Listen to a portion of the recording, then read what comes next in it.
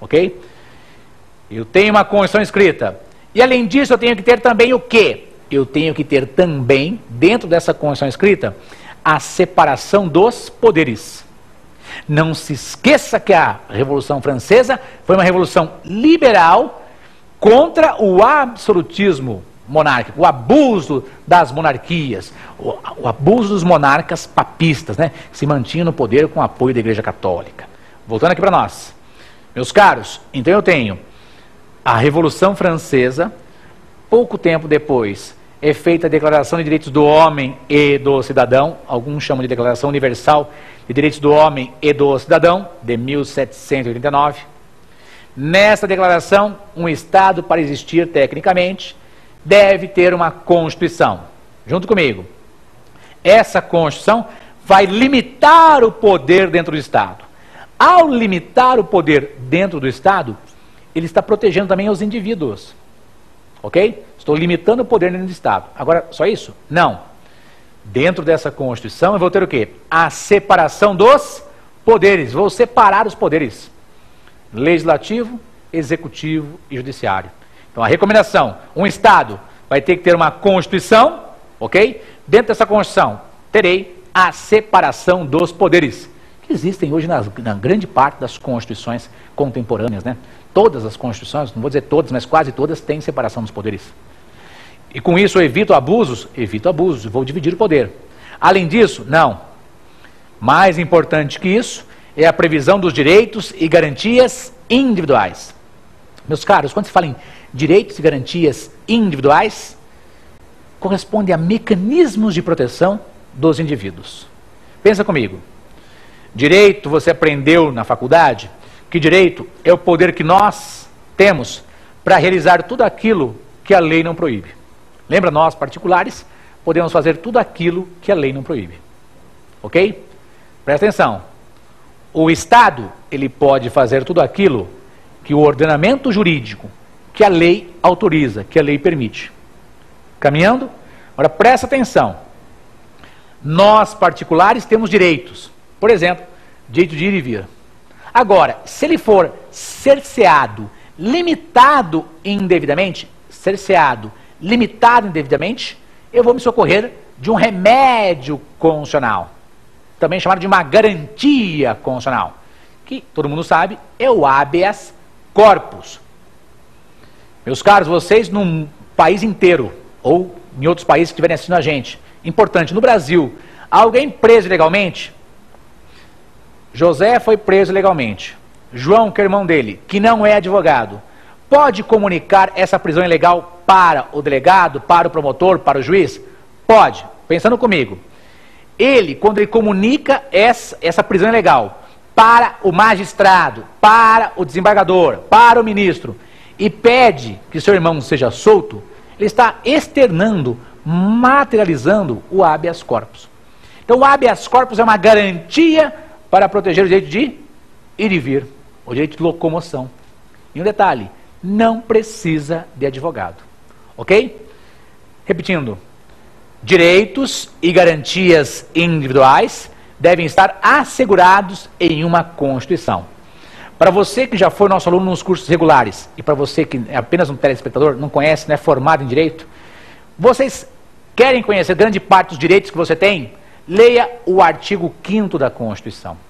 Leia o artigo 5º. Meus caros, o artigo 5º da nossa Constituição Federal de 88, eu tenho no artigo 5º a proteção, a previsão de direitos e de várias garantias.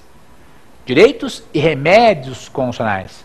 Então o artigo 5º sempre recomenda, leia para fins de concurso público. Tivemos uma prova recente da magistratura aqui no estado de São Paulo. Caíram questões envolvendo o artigo 5º. Temas palpitantes, que todo concurso ou prova da ordem costuma se perguntar alguma coisinha com relação ao remédio constitucional. E por quê? Pensa comigo. Os direitos e os remédios constitucionais, ou as garantias constitucionais, são mecanismos que nós temos para nos defender, para exercer o direito e para nos defender. Então, para nós, dica, prova da ordem, CESP Nacional, prova de Minas Gerais, concurso de gari a juiz federal. Os senhores vão ler o artigo 5º. Ele sempre é requerido, é exigido em prova. Então, voltando aqui. Meus caros, foi feita a Revolução Francesa, após foi feita a Declaração Universal de Direitos do Homem e do Cidadão. Nessa declaração estava escrito, né, que um Estado, para existir, deveria ter uma Constituição. Junto comigo.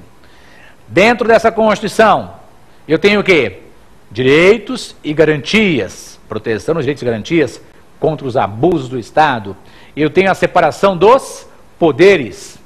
Eu tenho a questão da nacionalidade, quem é nacional e quem não é. Quem pode votar. Veja que interessante. Nacionalidade, saber quem é, se aquele país, aquele indivíduo pertence àquele país, tem aquele vínculo com aquele país, aquele vínculo jurídico. Direitos políticos, quem pode concorrer às eleições, se tem reeleição, se não tem, tempo de mandato, entre outras dicas com relação aos direitos políticos. Presta atenção. Direitos humanos, eu tenho direitos do homem, previstos por vezes em muitas constituições, que quando assegurados em tratados internacionais, recebem o nome de direitos humanos. Todo mundo junto? Agora, importante para nós, hein? Muito importante.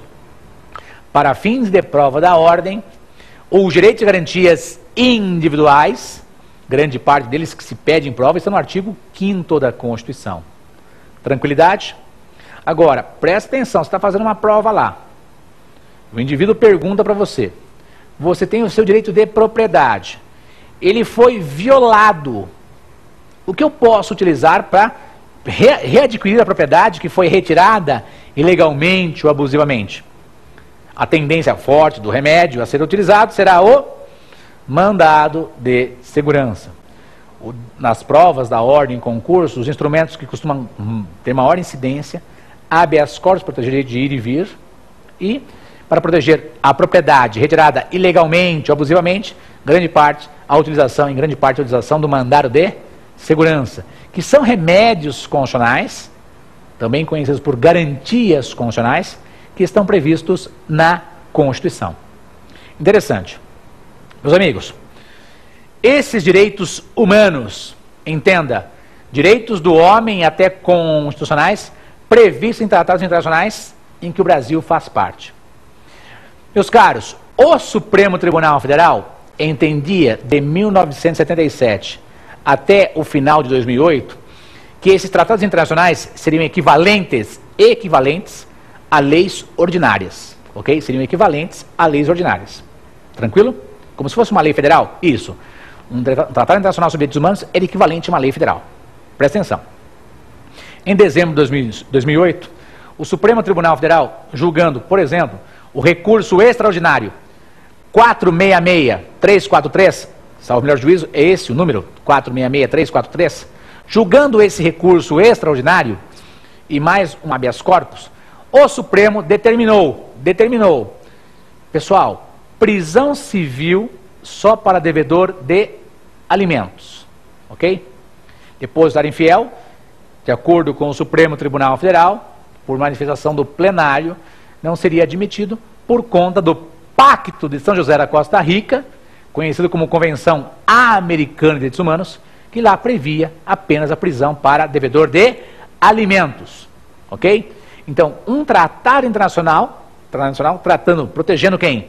O devedor de alimentos, se ele ficar devendo, ele vai para a cadeia, porque na verdade estou protegendo quem? Quem depende da alimentação dada por esse indivíduo. Agora, que tipo de prisão ficou fora, de acordo com o Supremo? Prisão civil por dívida. A prisão do depositário infiel. Então já havia previsão na Convenção Americana, que é o Pacto da Costa Rica, de prisão civil, prisão civil por dívida, só para devedor de alimentos, não para depositário infiel. Meus caros, nesse julgamento desse recurso extraordinário e também de um outro habeas corpus, o que o Supremo trouxe para nós, né? Posicionamento que já vinha lá, defendido pelo professor Luiz Flávio Gomes, pelo próprio professor Gilmar Mendes, entre outros. A questão da supralegalidade. O que é isso? Junto comigo. O Supremo Tribunal Federal entendeu, de dezembro de 2008 para adiante, que os tratados internacionais sobre direitos humanos, eles têm o status de normas supralegais. O que são normas supralegais? Acima das leis, mas abaixo da Constituição. Então eles elevaram